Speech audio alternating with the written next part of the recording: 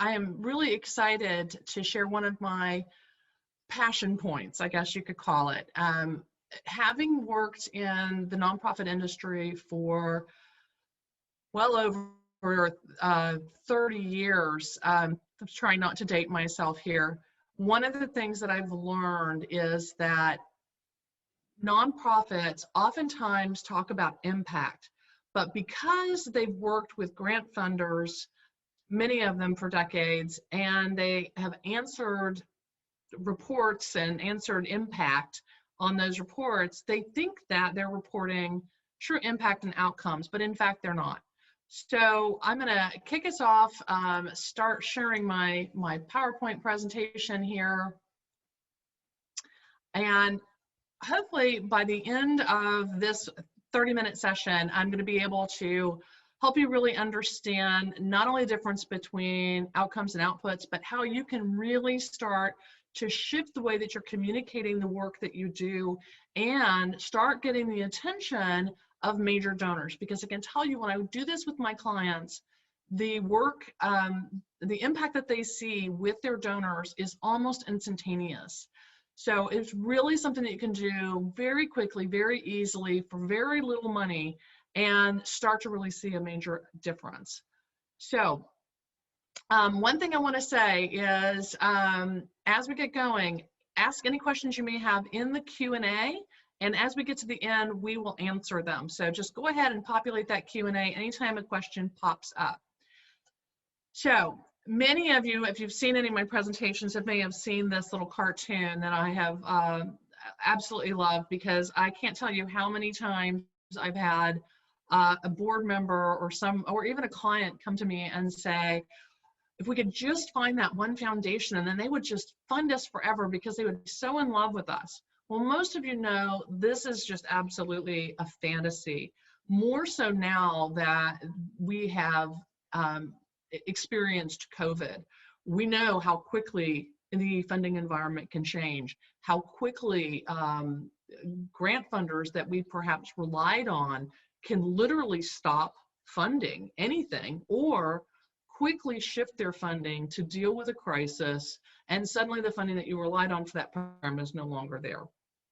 So we all hopefully have gotten to the place where we no longer think that we have one funder that we can count on forever, including government funding, which shifts and changes in ways that many of us never really thought would happen. So we're going to start off today, though, really talking about what are outcomes. And I know this may seem really basic, but believe it or not, a lot of my clients, when I sit down and I ask them, what are the outcomes that you're tracking? They are not outcomes. And this is what I see. If you go online, and this was randomly pulled off the internet, so, but this is what you'll see in an impact report. And these are the kinds of numbers that you'll often see reported and communicated. And it's got a nice little story here about Tammy, and that's a little heart pull piece that you definitely want to have, make it more human. But if you go down the right side here, you're going to see that they kind of randomly came up with some numbers. So they talked about the number of people that they served. They talked about the average room temperature, which honestly, I don't know why anybody would really think that that was an important number to share on an impact report. But then if you look at these last two numbers, it says it is kind of an outcome, but 50% of women actually see a case manager, and only a third of men see a case manager. So what they're saying is half of their female clients never see a case manager, and almost 75 or 66% of their male clients don't see a case manager. So again, not information that you would really want to be putting out there.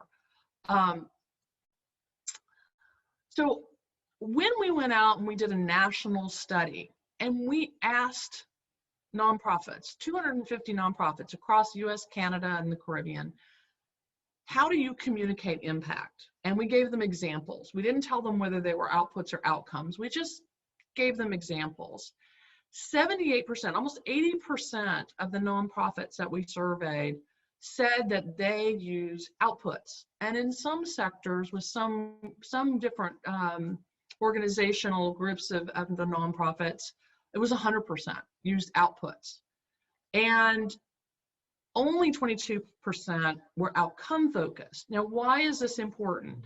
This is important. We're going to get a little bit more into the details and nuts and bolts of it, but this is so important because donors want to see outcomes, and yet we're not communicating in the way that they're requesting that we communicate. We're actually, as a nonprofit sector, communicating in outputs, not outcomes. So how do you tell the difference?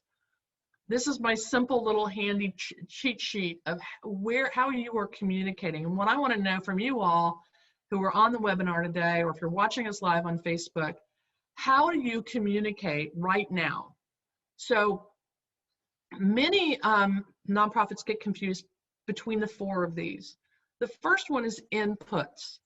Inputs are anything that comes into your program. You really haven't touched these individuals. They may be services that you provide, but they're things that are coming into your organization that you count. So if I'm counting, for instance, as a domestic violence shelter, the number of hotline calls, or if I am a jobs program or an after-school program, the number of intakes, those are all inputs. Those are the number of people coming into the program. Nothing has actually happened.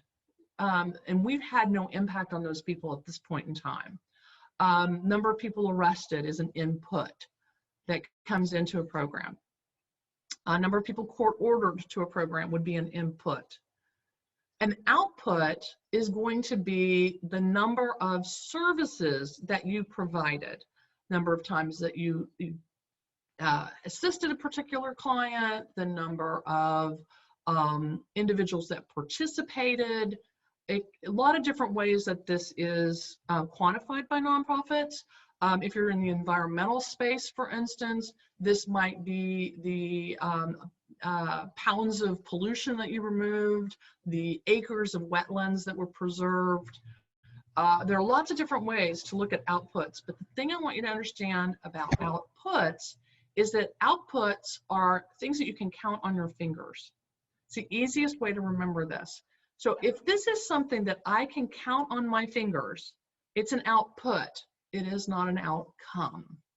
And that's really, really important because donors might not say outputs versus outcomes, but they truly understand the difference when you start to communicate it. Outputs do not tell us anything about whether or not those services were effective. The only thing that outputs tell us is that the service occurred, the person participated. That's all they tell you.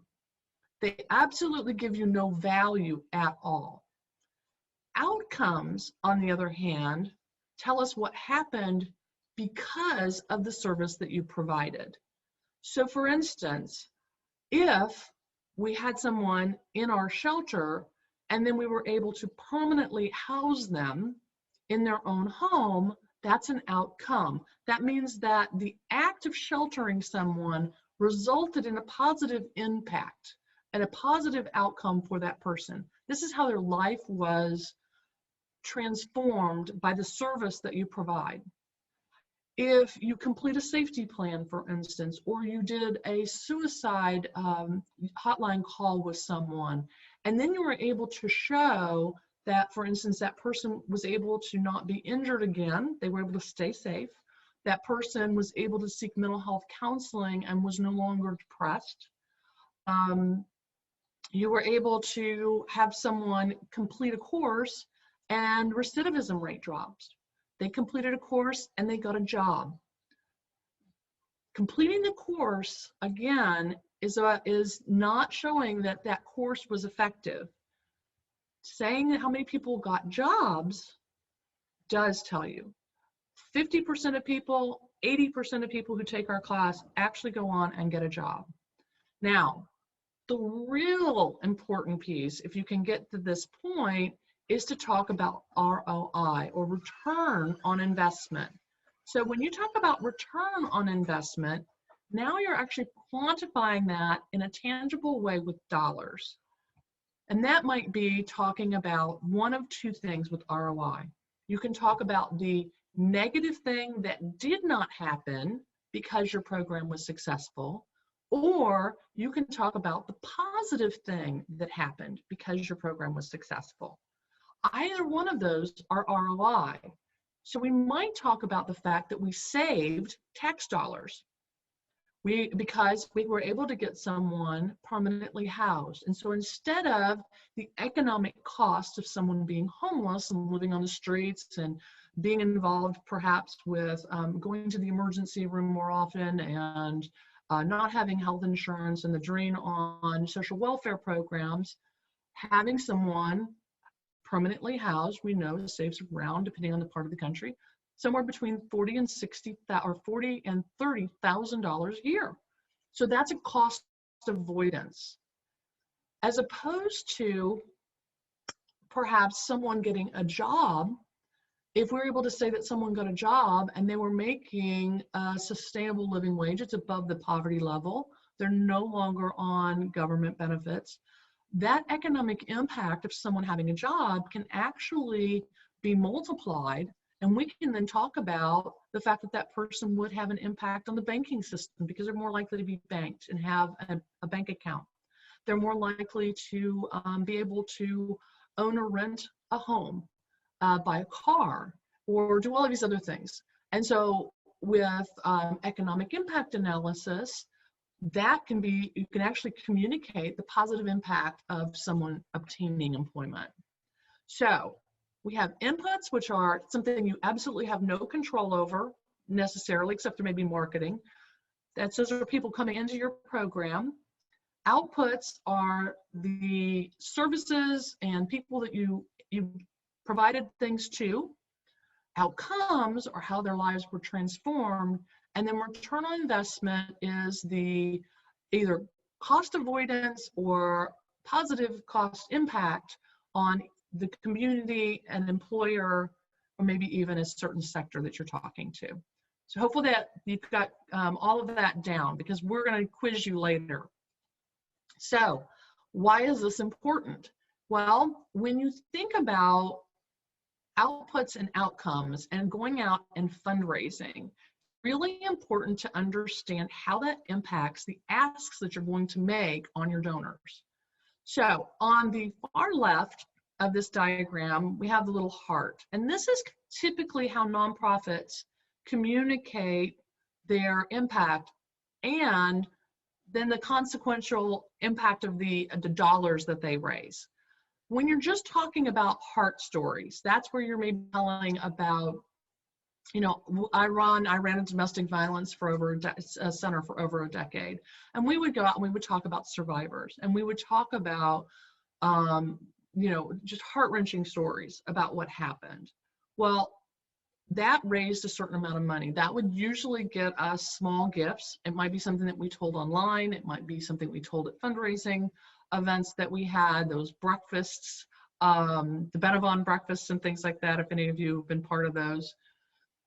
Then we might tell anecdotal stories. Those are really good things to have in, say, your direct mail, where you would tell a story about a particular client that might be more generic, but a particular client that has a success story. Moving over toward larger and more impactful storytelling, though, is talking about descriptive statistics, surveys of how well people like your program, how much they feel like it impacted your program or their life. Then we start to get into the outcome area. Those are all outputs. When we start to get into the outcome area, we're starting to talk about the impact of your organization on the community. How are you going out and making change on the community? But the real sweet spot, the one with the two little hands and the dollar sign, is when you can actually talk about ROI with a specific bent toward the donor. So remember, I was talking about people getting a job. Well, if you do an economic analysis and you use a study like we do for some of our clients, we can actually tell you the number of jobs that you created, how much that's going to have an impact on specific industries. Or when I ran the DV shelter, I would use the domestic violence cost calculator when I went in to meet with a corporate partner, and I would tell them, this is how many of your employees are currently in abusive relationships, and economically, this is the bottom line, how this is financially impacting your company. And let's partner and let's work together. That was a real shift from me coming in and just saying, we have this program we'd like you to fund. I now was able to talk about, again, the negative outcome of not acting and why they should partner with us, because it wasn't a community problem. It wasn't a problem that happened to someone else. It was a problem that happened to them. And you can see pretty clearly as you start to have this conversation with donors, going from just a heart piece to going to, this is an economic problem for you, you can start to really make the case for why a larger investment needs to be made. So we got warm, fuzzy appeals, anecdotal examples, descriptive statistics, stakeholder interviews, economic impact, and where you want to be, organizational ROI and customized ROI. So there's two other things I want you to know about communicating outcomes, and this is really important when you go to start this process, because it's an unintentional consequence that I think happens that you need to be prepared for. And that is similar to what happened with DARE. So I don't know how many of you are familiar with the programs DARE and GREAT. They were national programs. Every police department, it seems like in the United States, did it. Most school kids went through the DARE program. But the question is, was DARE really impactful? And what we found out was that it had no meaningful impact at all. That in fact, those kids who went through the DARE program and the GREAT program, which was the gang resistance version of it, actually they completed it, and DARE and GREAT made lots of money doing this program. They got tons of funding doing it, but they actually didn't change anything. Nothing happened, because for years, all they reported was outputs. They reported pre and post test surveys, but no one had actually taken the time to see whether or not these kids were doing anything different in the programs that were DARE program, or schools that were DARE programs existed, and those that didn't, were there any different rates of drug and alcohol use or gang violence? And what they found was no, there was no difference. And they actually found out that kids who took the DARE program were more likely to use drugs than kids who hadn't. So it actually was hurting kids. And hundreds and hundreds of millions of dollars were spent, and we were actually hurting kids. So you have to be prepared when you step back from outputs and start looking at outcomes to honestly have a conversation with your team, with your board. Does this program that we've been doing for years really have any impact at all?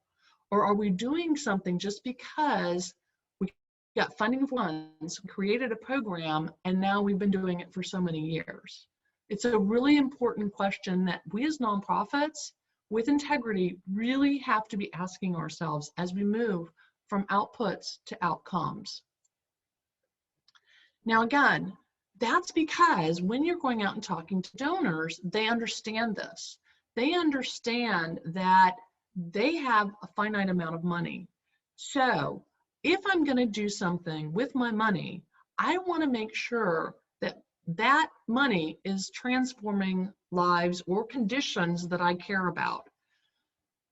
That's the difference between a small donation, something you might get from crowdfunding online, and a transformational gift, like, for instance, that Mackenzie Scott was going around dropping in people's laps. Those organizations that are getting those transformational gifts are talking about outcomes and transformation. They're not talking about those things you can count on your fingers. They're certainly not talking about inputs. And so think about where you are on this, and is it affecting the amount of money that you're getting from donors?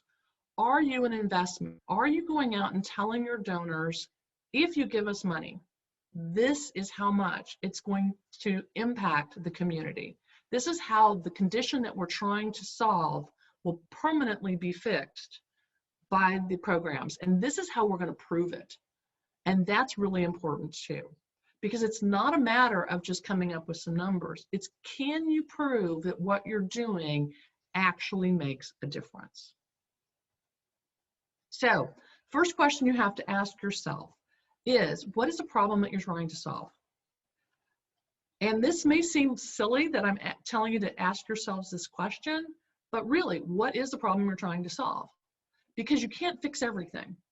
I know that we work with nonprofits that are national in scope, some of them are global in scope, but even if you are global in scope, you have to be laser focused on what it is that you're trying to fix.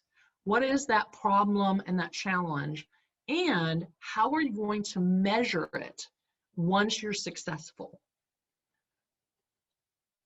So I want to give you a little bit of an exercise that you can take back and do with your team. Imagine you have to sell your services to this person. Now, I know some of you work with animals and some of you may work with environmental issues or the arts or whatever, but if you had to sell your services to your clients, how would you do that? If you were to say to them, look, come into our shelter, and because you come and stay in our shelter, this is what will happen as a result. This is how your life will be transformed. Take 6 months, take our program, or put your child in this after-school program, and here's how your child will be different in 6 months. These are the outcomes that will happen as a result of your time and investment. Ask yourself if you've ever done that. Very few nonprofits have actually thought about it from that perspective. They're so busy providing the services that we don't necessarily stop and say, how would we sell this service to them if we had to? And what would be that money back guarantee? And I know you can't give a money back guarantee, but what would that be if we were able to do that? So how would you sell this? What will they get out of participating in that program? And what is the money back guarantee?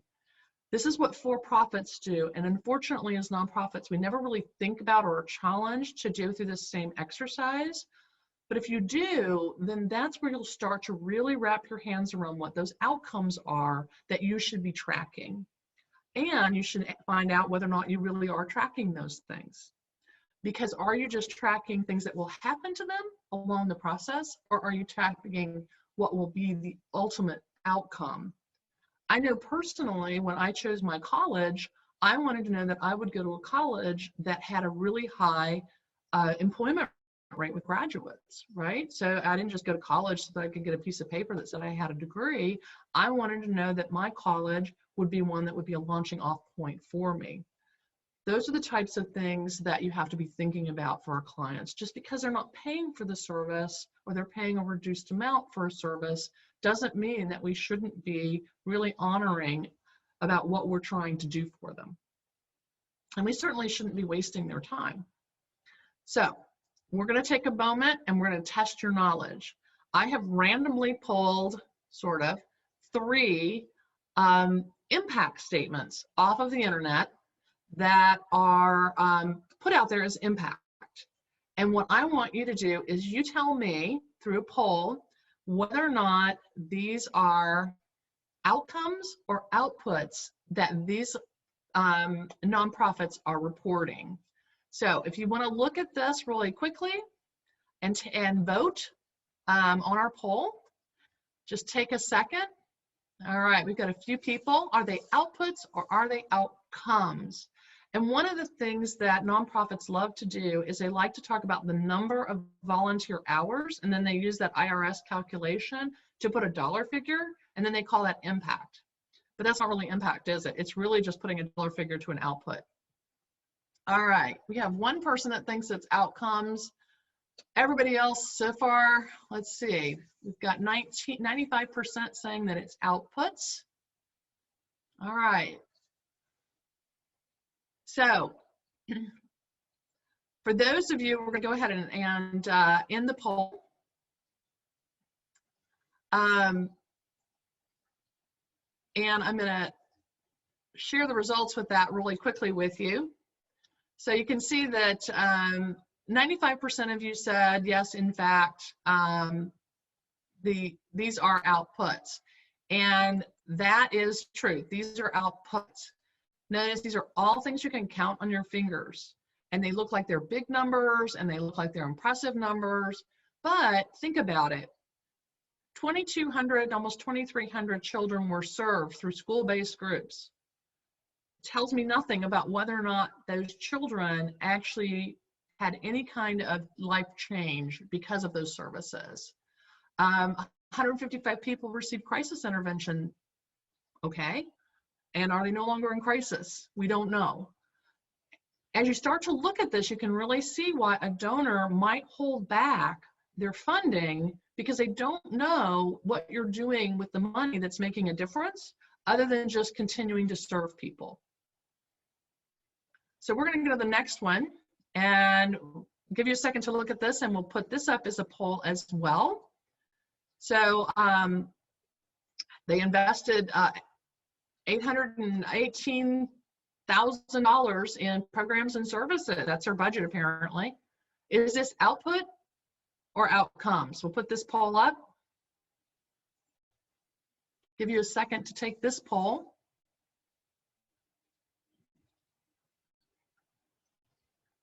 All right.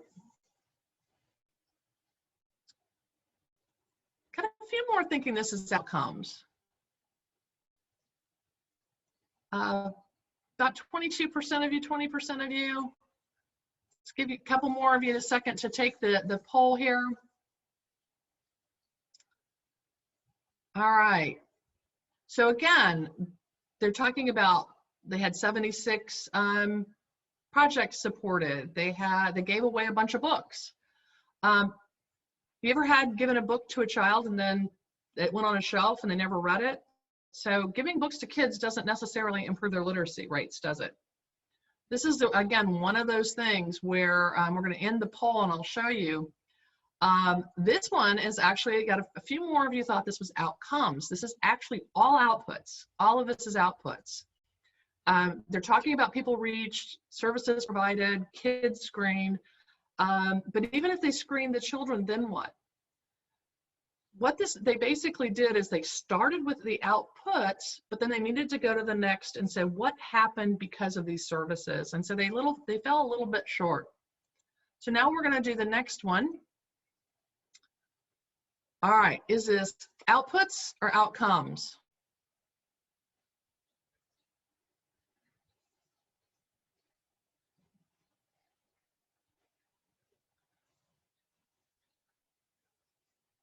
They had $7 returned for every dollar that was invested. And they did talk about their 23, almost 24,000 hours of counseling that saved taxpayers $120,000 a year. It's all right. A few more of you voting. Okay. All right, so you all caught this one. We had 96% of you caught that this is in fact outcomes. There's one output on here, which is the shelter hours, but they immediately went over and talked about the outcome of that. They talked about the reduction in assaults and injuries. They talked about $52 million in benefit that they provide to the community. And this is a little bit of a trick one because this is actually one of my clients. They wanted to go from outputs to outcomes. And so you can actually download our impact report on local impact report for domestic violence shelter organizations on our website. But this was a really great example. And then we're going to talk, and I'm going to show you how you can actually use this once you start to make this shift to communicate better with your donors. So now I've got outcomes. I've made the shift. I now have great outcomes that I can communicate to my donors. What do I do with them? Well, the first thing you can do is create a true impact report. And when I say a true impact report, that means actually going in and talking about what's the negative impact of the problem that we want to solve. And again, with domestic violence, on the last example, a lot of times the cost of crime, the cost of homelessness in the community, the cost of unwanted pets that might be not neutered or spayed. Whatever that negative impact is, you can talk about that negative impact on the community. Don't stop there though. Too many organizations, that's the only economic impact that they talk about. You then have to talk about the positive impact of your programs. So what is your present impact? What are you currently doing and what are the outcomes? And if you don't currently have outcomes, if all you have is outputs, it's very easy to actually take the information that you've got, go out and do some quick surveys, because we're not looking at research studies here. Take some quick surveys and find out, are people being able to come to your program and get a meal and not have to choose between rent and food, for instance? Really quick things like that. And you can say 80% of our people who participate in our feeding program say that they didn't have to choose between eating and paying their rent or paying their utilities. It's really simple things like that that you can do. But talking about the positive impact of your current programs, then talking about what will happen if the plan that you have is funded. And if you don't have a plan, a business plan, not a strategic plan, but a business plan, we're going to talk about that in the next free webinar. But what will happen? What will those outcomes be of the plan that you've created that you're now talking to your funders about you want to get funded? So that's what your impact report should look like. And yes, you can put information in there about how you spent your money and transparency and all of those things, but this is what donors want to know. So even if you only did 2 or 3 pages, this is the most important things that you communicate to your donors if you really want them to start to make large donations. You can also start to use that information in social media. One of my clients does equine therapy. Being able to post a picture, not just of a horse and a client, for instance, but being able to talk about what's the impact of that service. 98% of veterans who participate in equine therapy show reduction in their PTSD symptoms within 3 sessions. That's so much more impactful when I then go out and ask someone to fund those sessions than just saying, here's a picture of a veteran with a horse, or this is a story about John, or even John on a video talking about how impactful it's been. Having those quantifiable metrics and talking about even the tools that you use to measure that is really important. And you will notice, though, a lot more engagement and again, a lot higher donations on social media if you start interspersing outcomes with other types of things that you're communicating about different activities and things that you're doing. And then finally, going back to your donors, especially major donors, and connecting the money that they've invested with the outcomes that have occurred. So you want to let them know that change has occurred, that yes, you gave us funding, and because of that, here are the things that happened. Here are the measurable outcomes that we know that you care about because we've had this conversation with you, and here's what in fact has happened. And so this is just an example. All of these different things. We were actually able to shelter animals and put them into their forever homes. Here's a little bit of demographic information, but we euthanized absolutely no animals in 2020. And the time from adoption to intake dropped by 60%. And this happened because of you. That really helps people know that their money, that their investment level gift made a difference, and they're more likely to come back and give again. And they're more likely to give more money because, again, they know you're doing good things that they care about with that money. So what's next? I'm just going to tell you really quickly about if you are stuck in this space of outputs versus outcomes and you're saying, gosh, I don't even have a plan. I don't know where to go next. Well, what I'm doing is my next Mastermind series is starting at the end of March. We're taking 5 nonprofits. I've already got several signed up, but We have a few spaces left in the next Mastermind series. It's going to be a very intense 6-week course where we're going to take you from determining what your outcomes are and how to measure them all the way through business plan development, budget pro forma development, and then into an actual pitch deck, so that by the end of the 6 weeks, you are going to actually be ready to go and pitch your plan to a philanthropist who we have curated for you, and you'll be ready to start going out into your community and asking for major gifts. This is an accelerator course for those of you that are really ready to take your nonprofit to the next level. And because I'm so convinced this will help my clients that I do this with, it just really makes a huge difference in the way that they go out and fundraise. If you don't like if you've gone to all of the sessions and you say, nope, I'm not happy, I think this was a waste of my time, I'll give you your money back, no questions asked. You don't have to fill out a form, you just contact me, you say, I'm not happy, Carol, and I give you your money back. The only thing is you get all of the tools and you get to pitch to Dr. Ann Manley, who has given away hundreds of millions of dollars and will be brutally honest with you about your pitch and whether or not she would fund it as a philanthropist. So as I mentioned, there's only 5 slots. I've already got several nonprofits that have signed up for those. We are offering a discount first quarter of 2021. This will actually be the last session that we're offering this discount. We hope you can join us with this. And this is how you can sign up. So I am going to take questions now, though, about outputs, outcomes, inputs, all of those great things. So any questions you have, put them into the Q&A. I know we've got some already. I think we've also got some chats. I see Terry from Basecamp is with us. She's raised her hand. Let's see. I'm going to stop sharing and take your questions. All right.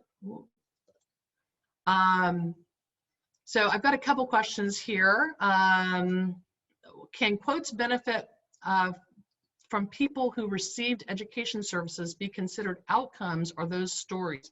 Those are anecdotal they're stories.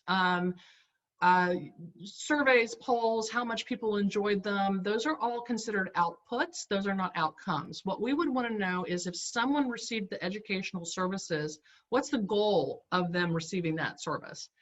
If the service, and I happen to know your nonprofit, near and dear to my heart, if the service is to get them to act differently, to integrate, for instance, a new tool into their practice, you would need to do a follow-up and find out about that. We used to do an educational program. I had a group of philanthropists say to me, I don't care what happens after you finish the class, how their knowledge changes. All I want to know is, did they change how they behaved?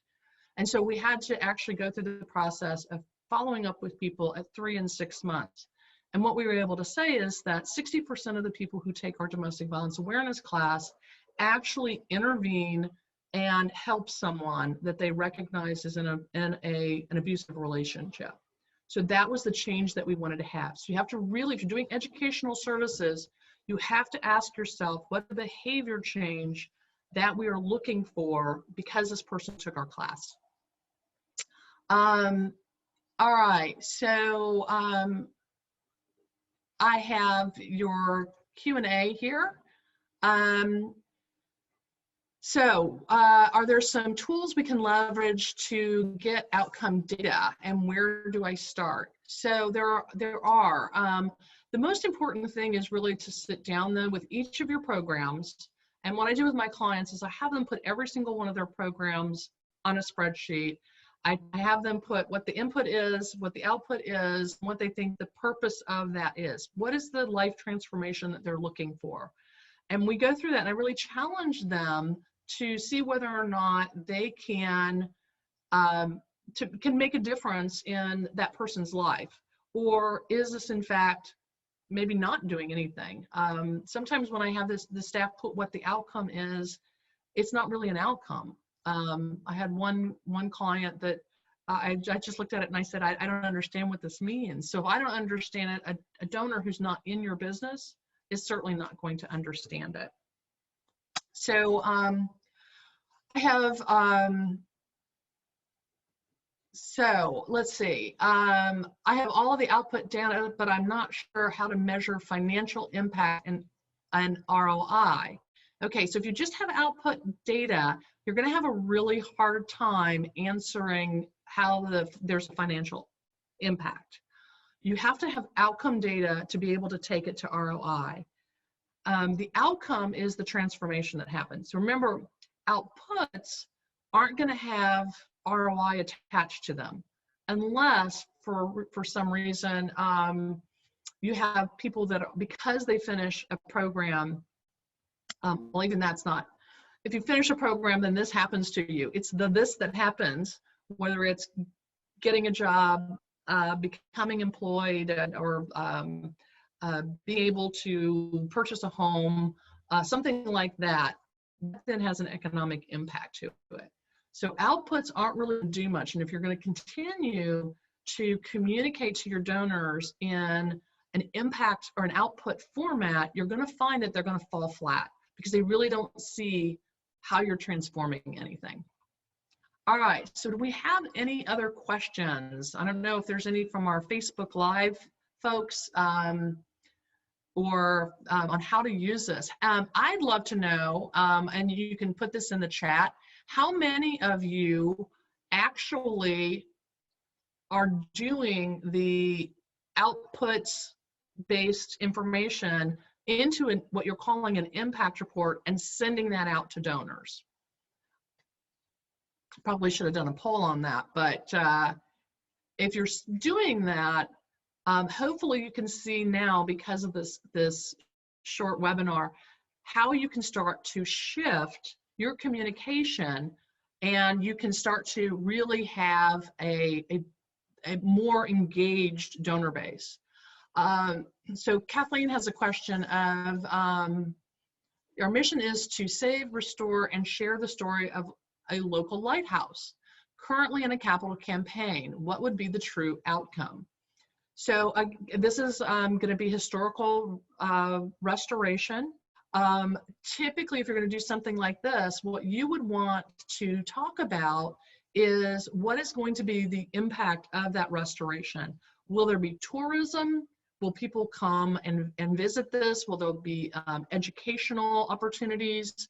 And then those people that actually, if there's tourism, and there's going to be people coming to see the lighthouse because it's restored, you can actually very easily do an economic analysis on that. And there's actually some free tools out there on the internet that you can do an economic impact of visitors and what that impact might be on the local community.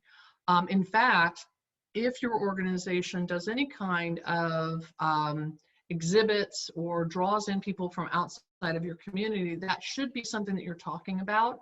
The other thing you can talk about, Kathleen, is you can talk about jobs, the jobs that will be created in the restoration, the money that will actually go back into the community because you'll be using local laborers or local tradesmen to do that renovation, jobs that might be curators that are going to be there, and different activities like that. So that all has an economic analysis and that you can quantify to justify, for instance, trade and tourism dollars or funding from your local government, in addition to other people who just love lighthouses and want to come and visit and see them and have them restored. So hopefully that answered your question, Kathleen. Is there, so there's no questions from Facebook. So I am going to wrap up. I hope that some of you, unless somebody has a last minute question, I hope some of you have gotten some good questions answered, that you have some strategies now on how to start to look at what you're doing with your nonprofit and how you can start to shift your messaging. The most important thing I want you to take away from today, though, is if you are communicating in outputs, don't convince yourself that they're outcomes, because your donors know the difference. So if you're not getting those big gifts, if you're not having people make investments in your nonprofits, take a look at how you're communicating success and make that shift. And you will immediately start to see their eyes light up. even sometimes I've had a donor say to me, oh my gosh, I've been waiting years to hear this from this organization. They will tell you very quickly how pleased they are that you're talking about the transformation and the impact that you're having. I really appreciate everyone being with us today. If you're interested in the Mastermind series, I would love to have you join me. It's going to be fast. It's going to be a real fast-paced process. You can bring 2 members from your organization, but I guarantee you by the end of the 6 weeks, you're going to be ready to go out and start doing major asks. So thanks for joining us today. If you have any questions, you can always reach me at carol.wick@charityglobal.com. And join us in a couple of weeks for our next free webinar, which is going to be about the difference between a strategic plan and a business plan, and why you need a business plan to take your nonprofit to the next level. Take care and have a great day.